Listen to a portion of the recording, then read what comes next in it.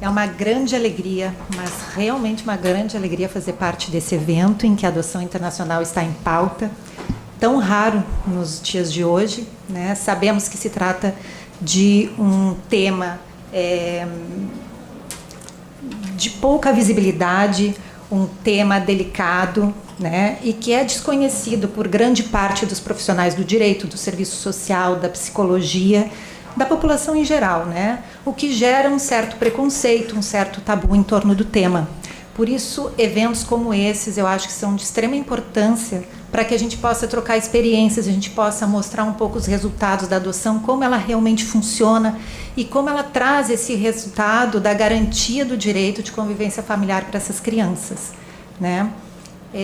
Gostaria de cumprimentar a mesa, né? A doutora Daniela, a doutora Mônica, a doutora Graça, o doutor Sérgio, com quem eu já tive a honra de trabalhar e realizar algumas adoções internacionais aqui no estado do Rio de Janeiro. Eu sou advogada e atuo com a adoção internacional há mais de 12 anos.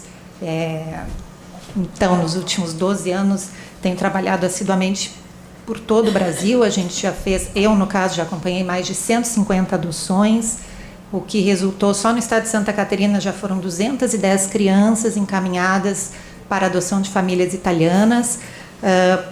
Parafraseando o Dr. Gustavo, já acompanhei bastante partos, né, pelo Brasil afora, com muito orgulho.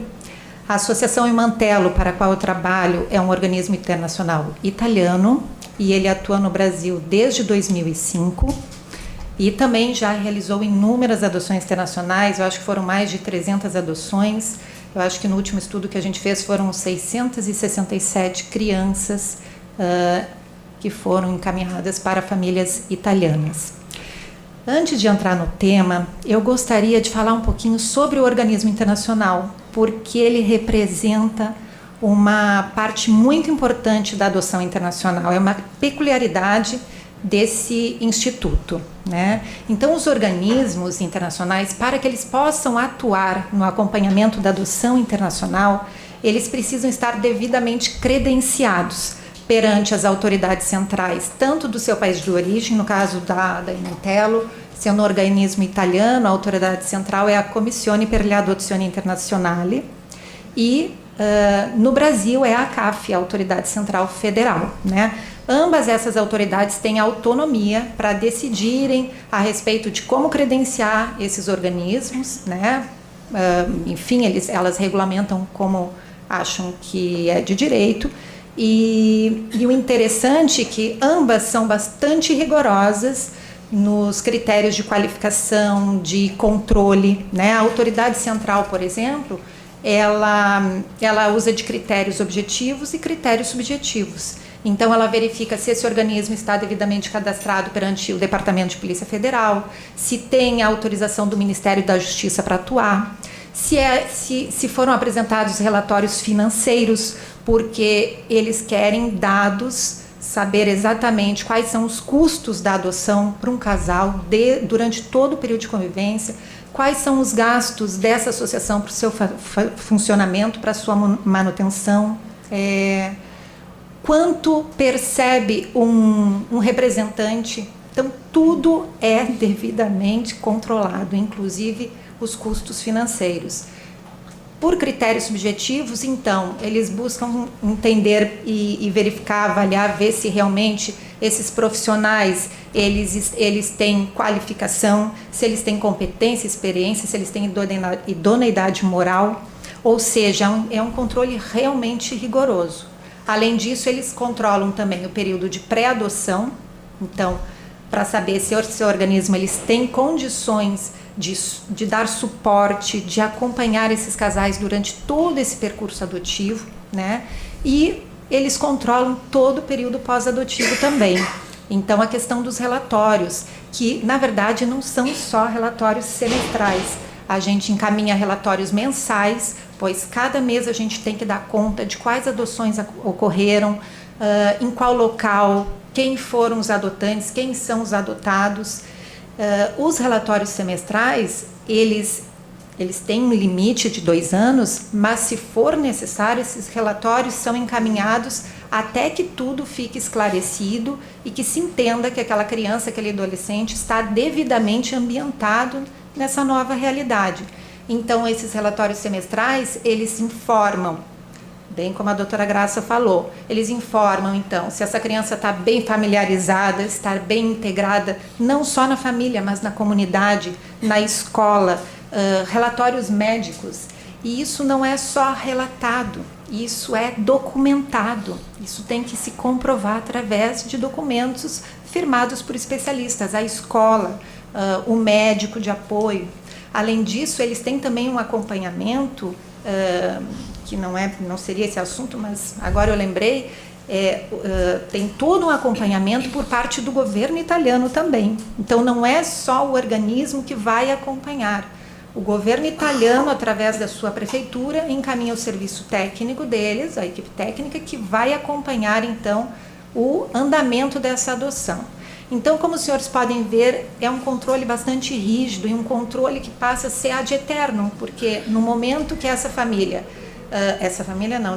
CAF, ou até o juiz da infância entender necessário maiores informações a respeito dessa adoção, ele pode requerer e o organismo é obrigado a dar essas informações a qualquer tempo, né? Então, fechando esse parênteses, entrando no tema da adoção, de grupos de irmãos por famílias distintas, o que eu tenho observado é que tem sido, sim,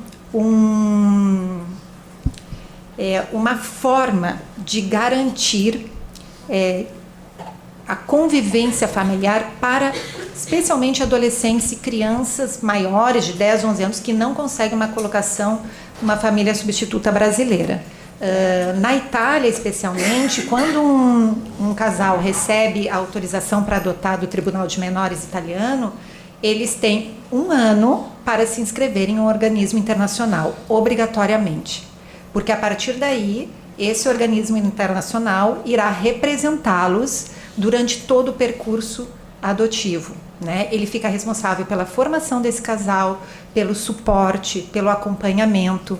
Então, é um processo bastante longo, bastante intenso.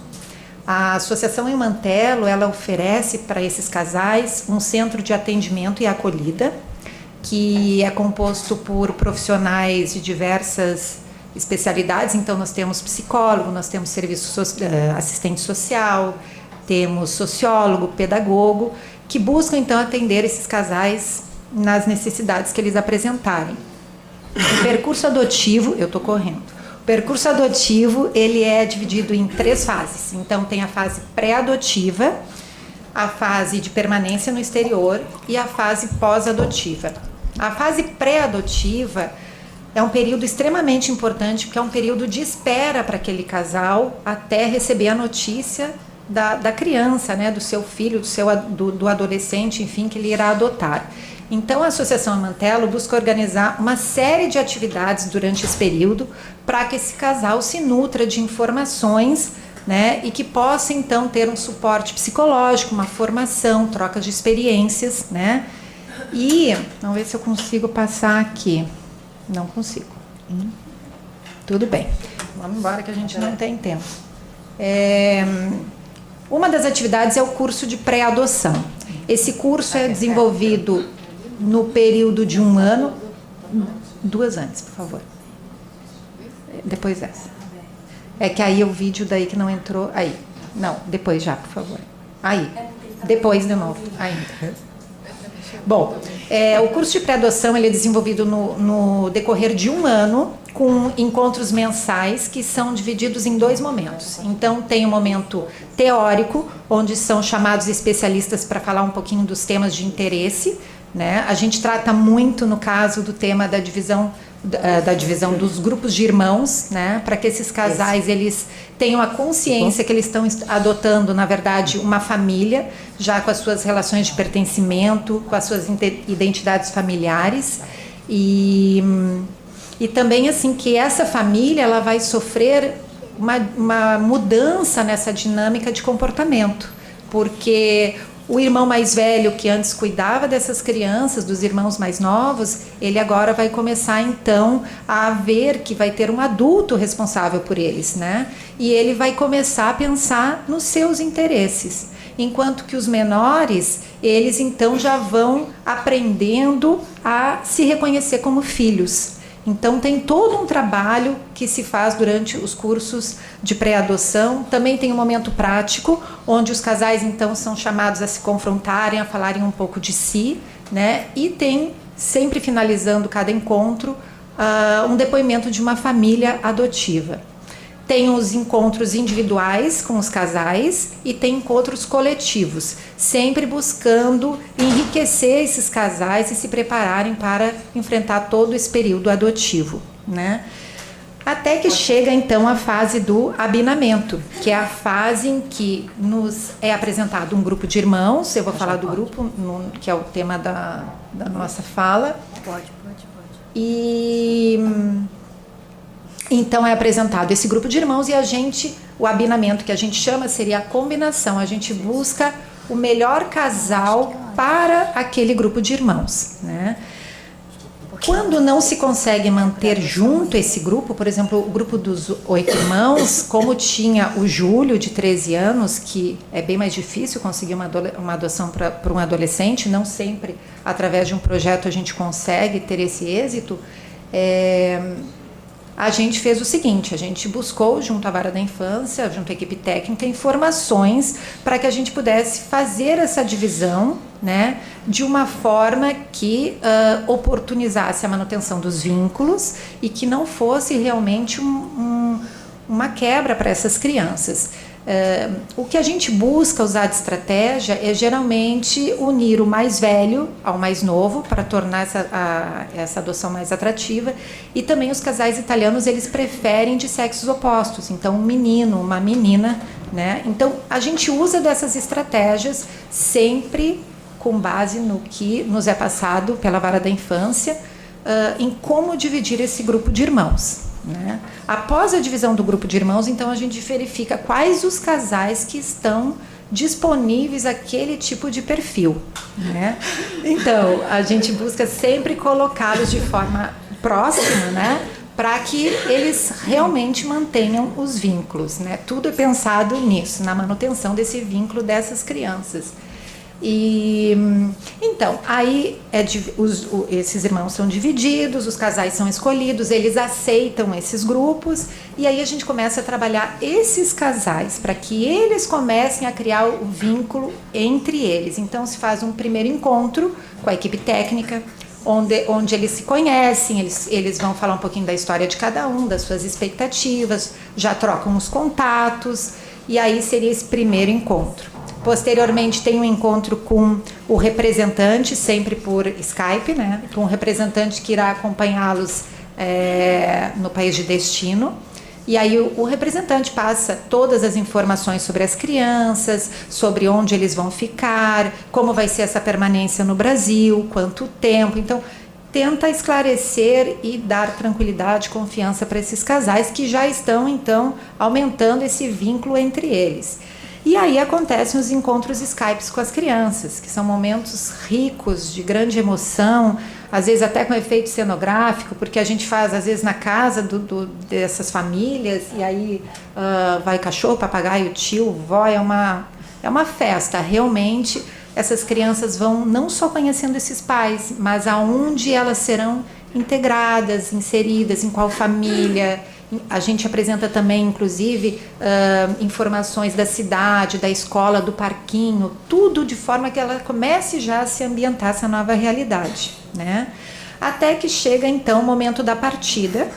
Uma semana antes, eles fazem mais um encontro com a equipe técnica para parar as arestas, para tranquilizar, abaixar a ansiedade, e eles então partem para o período de convivência, que é um período que eles também vão trabalhar, viajar, fazer todo esse acompanhamento simultaneamente. Eles viajam juntos, eles recebem as crianças no mesmo dia, a audiência se dá no mesmo dia, O período de convivência se dá na mesma localidade, em estabelecimentos diversos, mas na mesma localidade, de forma que eles possam reforçar ou criar esse núcleo, né, entre eles, o núcleo familiar entre pais e filhos, mas também estar próximos aos sobrinhos, aos tios, porque passa a ser essa grande família, né? Então esse seria o período de permanência no Brasil. Aí, promulgada a sentença, publicada, trânsito em julgado, se faz os passaportes das crianças, se faz o visto, porque tem uma burocracia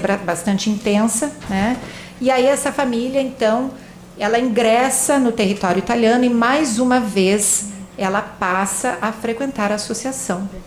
E aí começa também um intenso trabalho de inserimento, de inserção dessa criança nesse novo contexto familiar e comunitário, enfim. Aí tem os cursos de pós-adoção, onde se trata muito da temática da aceitação do passado dessa criança, da fase da adolescência, porque a gente tem feito muitas adoções de adolescentes. Então, a gente chama os pais a se conscientizarem, né, e a se capacitarem para fazer uma leitura melhor dos problemas, aceitarem as dificuldades. E temos também, além dos encontros pós-adotivos, a gente tem a festa das boas-vindas, onde a associação ela confraterniza, ela oferece um momento de boas-vindas para esses casais, então eles podem se encontrar, os irmãos podem se rever, né? E as crianças podem começar a conhecer os membros da associação, com os quais ela vai passar, então, a ter esse acompanhamento, né, psicológico. Já acabou, né? Já.